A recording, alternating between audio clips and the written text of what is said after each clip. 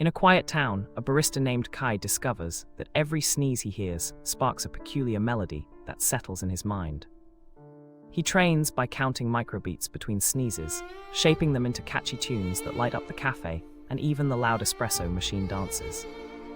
The origin tale involves a prankish grandmother and a borrowed karaoke machine, proving talent can bloom from chaos. Everyday life becomes a stage, as Kai uses his sneeze symphony to calm frazzled customers and charm rival bakers.